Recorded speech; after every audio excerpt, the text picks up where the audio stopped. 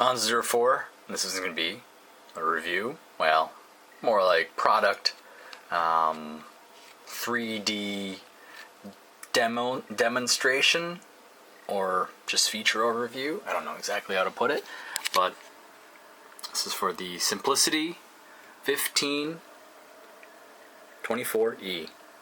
There are the stats right there. 24 inch, 14.5 foot-pounds gross torque, which is I think like 8-9 horsepower, somewhere in that range, but that's how they have to market it these days, which is kind of weird, but that's fine. Prepare yourself, sticker shock. Yep. That much. Whoa! Couple things. Guaranteed to start down to -20. It's their promise. If it doesn't, they'll fix it for free.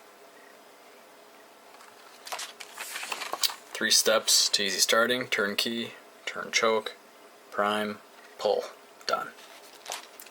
And then after it starts, turn it off. Simple. Little kit. Little shear pins. I believe these are 1/4 20s pretty much, so you could probably get some 1/4 20s as well. And then some retention pins. I don't know the exact terminology, but just call them clips. Manual.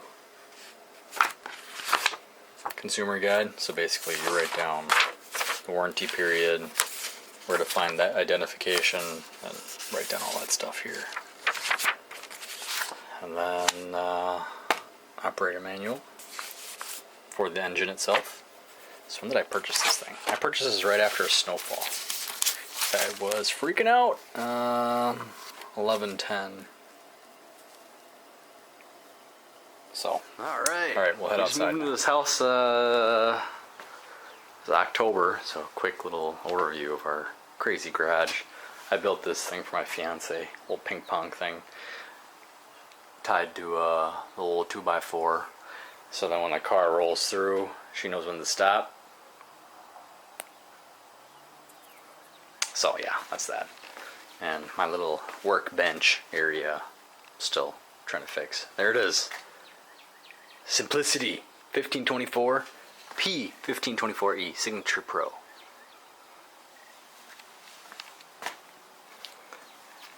Problem with the internet is there's just not enough product information out there. It's just all text, and when I buy stuff, I always want to see something more visually, and it's kind of why I'm making this video. There's a little plug for the electric start. Let me wheel it out, and stay tuned. Just want to mention that I am not a sales rep or a product expert on this, so you guys will just have to struggle with me as I go through some of the features, so just hang tight.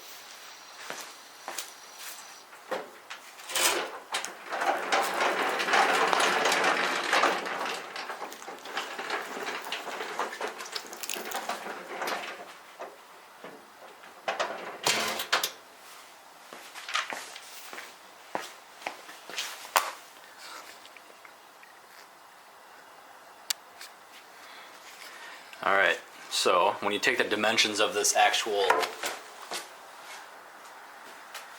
width, it's P1524. If you do the math, it's 2 feet wide exactly. No surprise there.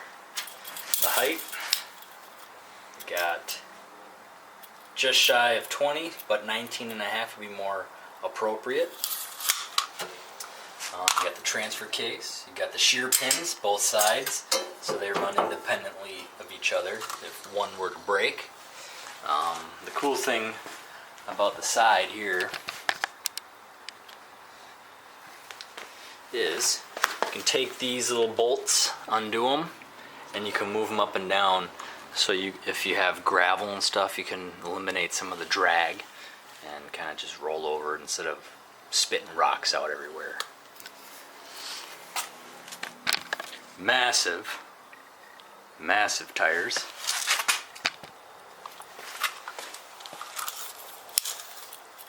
And massive tires, I mean 16 inches. What that translates to is if you're going through some deep powder, slush, all that crap, these things will grab, and the tread design on them it's pretty sweet. You can tell right there. Pretty thick tread. You're talking probably half an inch almost of tread there. Why is it $2,000? You're probably thinking. Good question. So if you look here, there's a few features that I can go over, but you know, we'll just have to fight our way through some of the features because I don't know them all. The biggest thing is this this design right here, where it's made out of. It's not a tube design. It's more like a solid steel design. I don't know what it's called. So what that does is when you move it around, it doesn't flex. It literally just moves as one unit. Very solid in construction. So you buy once and you forget it. Let's see. Amber lighting is awesome because it cuts through the snow. You know how fog lights are yellow or orange? That seems to work the best. Let's see here. Comes with a little chute declogger, I guess you can call it.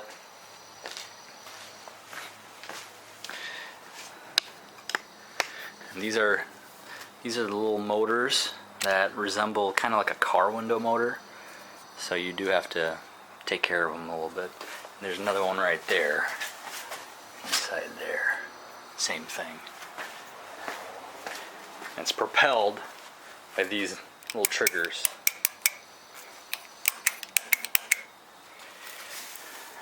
Hand warmers. Switches here. Obviously you saw that was a Briggs and Stratton, right? 306 cc displacement, 14.5 foot-pounds of gross torque. I think that was like 9 horsepower or something. Down here it says assembled in the US. Parts are from foreign areas. Just note that. I still haven't figured out what these loose connectors are, so I'll have to do a little reading. And I don't. It just seems a little odd that there's loose connections. Here are the gears. One thing that irked me when I first got it, not a big deal, is a sticker, so we're not level. So that's just OCD taking over. But those guys who are assembling are probably just trying to get through as quickly as possible. Here are the instructions. Literally super easy. Put the key in, turn it, choke it, pump it, rip it. And it starts every single time within 2 pulls. Usually the first pull. And the nice thing about these engines, oops, sorry, I gotta go back this way, is it has a fuel shutoff, which is kind of Honda-esque, where I guess, I don't know if it's the correct way of doing it, but after every use, I just turn to fuel off, and then I let the gas go out. In theory, it should be better. I mean, I've always heard run dry, but who knows? These days, everyone's got their own method to the madness.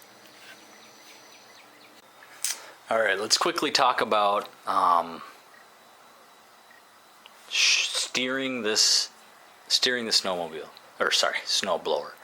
So this trigger right here is pretty important. If you don't have it engaged, I'll show you what happens.